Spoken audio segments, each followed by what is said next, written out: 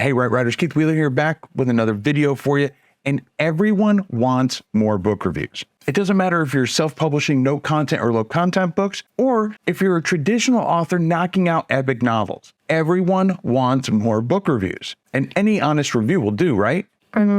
Okay, we like to say we're happy with any book review that we get, but let's be honest. One-star reviews suck. Yes, they can help us become better at what we do and perfect our craft. But the truth is, they hurt. These are our book babies, and no one wants to hear that your baby's ugly. But the good news is, everyone gets one-star reviews, even the best of the best. So today, I'm going to be reading some one-star book reviews and see if you can guess what the book is. This is going to be interactive, so I want you to drop down in the comments what you think the book is. And when I say interactive, I mean interactive. When I launch this video, I'm actually going to launch it as a premiere, which means that I'm going to be live in the comments with you, watching the video at the same time. So I really want to see your guess on what the book is that we're talking about. There's going to be a total of 10 books. So grab yourself a drink or go take your potty break, because I'm going to flip the screen around and we're going to get started. So we're going to start off with an easy review. And this one is a one-star review. And the title is, "The book is good for reading to your younger siblings, and also it's good for learning your manners. It was rude for the little girl to go into their house, and it's also rude for her to be touching other people's stuff, like eating their porridge, sitting in their chairs and breaking their chairs, and also sleeping on their bed and made it a mess and never cleaning it." Can you guess what that book is? If you guessed it's Goldilocks and the 3 Bears, then you would be right. That was an easy one. Let's get something a little bit harder. This one's titled Save Your Money. And the review reads, "This is not an intelligent and lucid thriller. The material about the Grail myth is okay. The symbolic interpretations of famous works of art and lit are okay. But after that, this book is just plain dull. The characters are flat, cardboard figures. The plot is a maze of coincidence and last-second, far-fetched solutions to unbelievable problems, as though the author is just making things up as he goes along. The writing plods forward. I believed the hype. You'd think I was old enough to know better." I'll read another one from that same one to kind of maybe bring it home a little bit, and it's titled Yuck. And he says, "I'll be blunt. If you like this book, you're an idiot. You know nothing about good writing or about the Bible. I made it 2/3 of the way through before I tossed the book against the wall. The characters are made of wood, got sick of the cliche bad guys and cliche cops, and got really tired of all the facts being distorted or just plain wrong. What a waste of time. The more I hoped it was going somewhere, the more nowhere it went." Can you guess what that book is? If you guessed the Da Vinci Code, you'd be right. Here's one. It's called Not What I Expected After Watching the Movie. Okay? My grandson and I watched the movie too many times to count, and I was excited to get the book to read at night.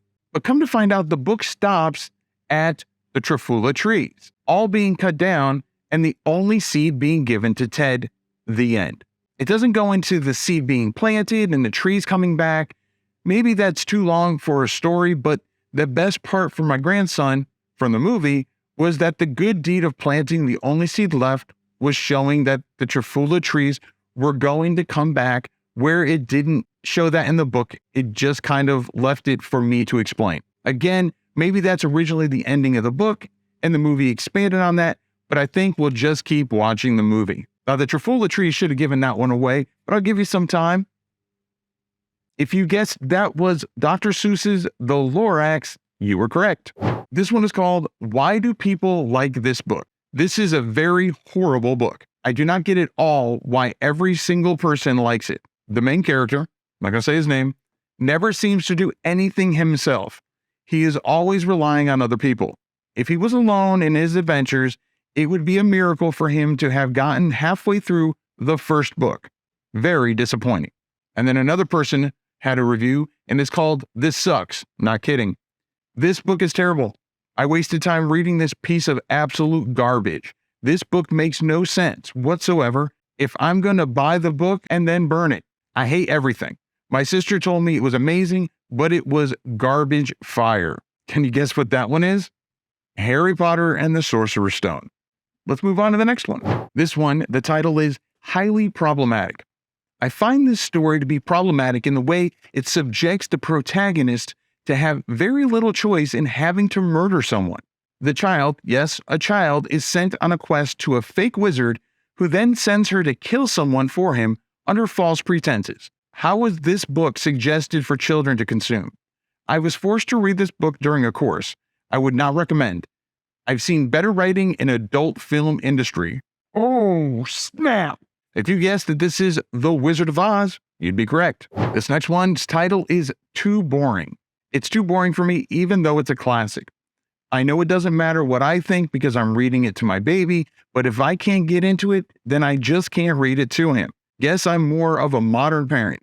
I plan on purchasing the Going to Bed book. Seems like more of a fun and interesting bedtime book for my baby. Another person had a 1-star review entitled it Too Long to Hold My Toddler's Attention. I've tried to read this a dozen times to our toddler, and he just has no interest. And to be fair, he will bring several books over to me and have me read them to him. But this one, he won't go near. I think there's just too much going on in the pictures and too many words for him to focus on. Can you guess what this book is? It is Goodnight Moon. Now, I'm going to be honest, kind of breaks my heart that there's 1-star reviews on Goodnight Moon.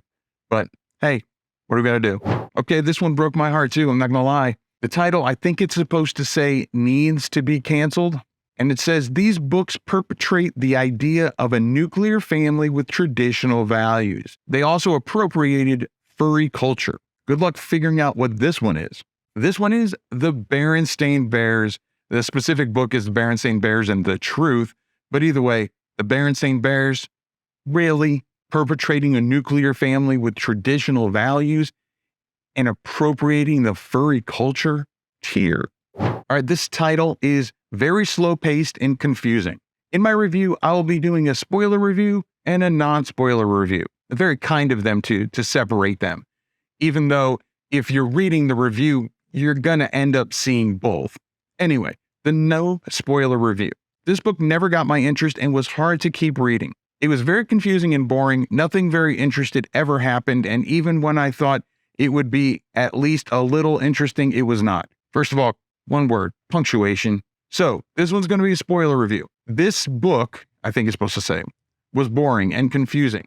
And because of that, I could never seem to remember the characters and their personalities. I can only remember the very important ones, like, and I'm not going to say their names.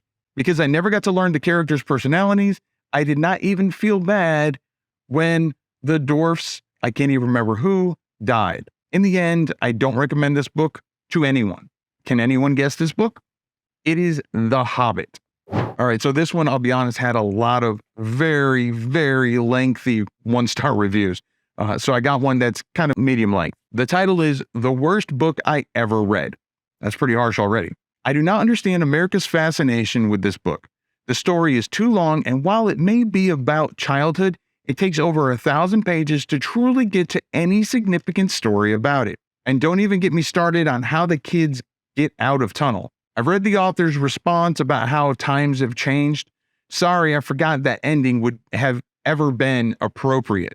Regardless of the year this book was written, several of the deaths were senseless, entire character arcs were never completed, you never truly understand where it comes from, or the other being, or the deadlights. The writing, although some may say detailed, seemed meandering, pointless, and dull. Hands down, without debate, the worst book I have ever read.